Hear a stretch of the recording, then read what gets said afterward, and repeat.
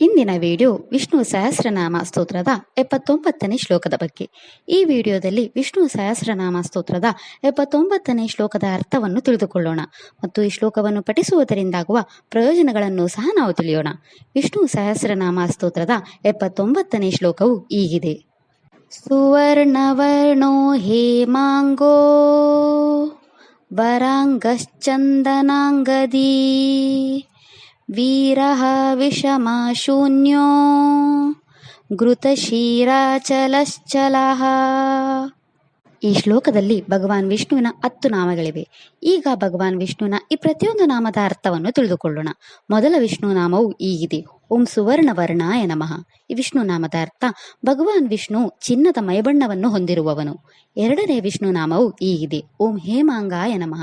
ಈ ವಿಷ್ಣು ನಾಮದ ಅರ್ಥ ಭಗವಾನ್ ವಿಷ್ಣು ಚಿನ್ನದ ದೇಹವನ್ನು ಹೊಂದಿರುವವನು.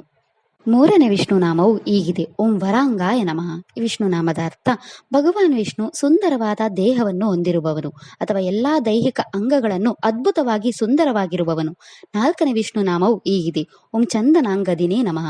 ಈ ವಿಷ್ಣು ನಾಮದ ಅರ್ಥ ಭಗವಾನ್ ವಿಷ್ಣು ಸಂತೋಷವನ್ನು ನೀಡಲು ಚಿನ್ನದ ಭುಜಗಳನ್ನು ಧರಿಸಿರುವವನು ಅಥವಾ ಪರಿಮಳಯುಕ್ತ ಶ್ರೀಗಂಧದ ಲೇಪನೆ ಮತ್ತು ಸಂತೋಷವನ್ನು ಉಂಟು ಮಾಡುವ ಭುಜಗಳನ್ನು ಹೊಂದಿರುವವನು. ಐದನೇ ವಿಷ್ಣು ನಾಮವು ಹೀಗಿದೆ. ಓಂ ವೀರಾಗ್ನೇ ನಮಃ. ಈ ವಿಷ್ಣು ನಾಮದ ಅರ್ಥ ಭಗವಾನ್ ವಿಷ್ಣು ಪಾಪಗಳನ್ನು ನಾಶ ಮಾಡುವ ವೀರನಾಗಿದ್ದಾನೆ ಅಥವಾ ಧರ್ಮವನ್ನು ರಕ್ಷಿಸುವುದಕ್ಕಾಗಿ ರಾಕ್ಷಸರನ್ನು ನಾಶ ಮಾಡಿದವನು.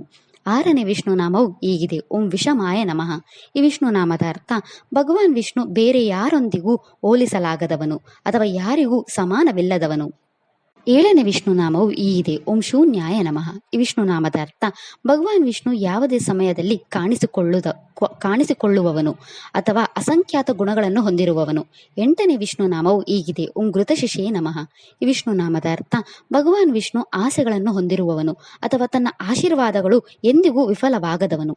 ಒಂಬತ್ತನೇ ವಿಷ್ಣು ನಾಮವು ಹೀಗಿದೆ. ಓಂ ಅಚಲಾಯ ನಮಃ. ಈ ವಿಷ್ಣು ನಾಮದ ಅರ್ಥ ಭಗವಾನ್ ವಿಷ್ಣು ಪರಮಸ್ಥಿರನಾದವನು ಅಥವಾ ತನ್ನ ನೈಜ ಸ್ವಭಾವದಿಂದ ವಂಚಿತನಾಗಲು ಸಾಧ್ಯವಿಲ್ಲದವನು. ಹತ್ತನೇ ವಿಷ್ಣು ನಾಮವು ಹೀಗಿದೆ. ಓಂ ಚಲಾಯ ನಮಃ.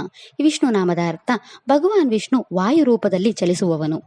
ಈ ಶ್ಲೋಕವನ್ನು ಪಠಿಸುವುದರಿಂದ ಅಥವಾ ಕೇಳುವುದರಿಂದ ನಮ್ಮ ಮನಸ್ಸು ಶುದ್ಧೀಕರಿಸುತ್ತದೆ. ಇದು ನಮ್ಮ ಜೀವನದಲ್ಲಿನ ಅಡೆತಡೆಗಳು ಮತ್ತು ಭಯಗಳನ್ನು ತೆಗೆದುಹಾಕುತ್ತದೆ ಮತ್ತು ನಕಾರಾತ್ಮಕತೆಯಿಂದ ರಕ್ಷಿಸುತ್ತದೆ.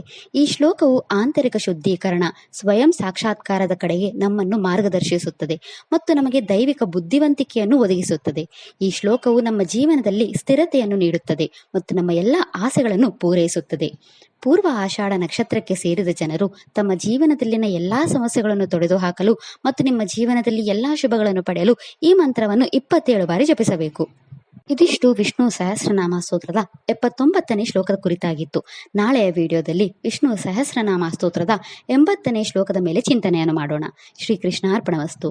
ಈ ವಿಡಿಯೋ ಇಷ್ಟ ಆದರೆ ಲೈಕ್ ಮಾಡಿ, ಶೇರ್ ಮಾಡಿ ಮತ್ತು ಚಾನೆಲ್ ಸಪೋರ್ಟ್ ಮಾಡೋಕೆ ಸಬ್ಸ್ಕ್ರೈಬ್ ಮಾಡಿ. ಧನ್ಯವಾದಗಳು.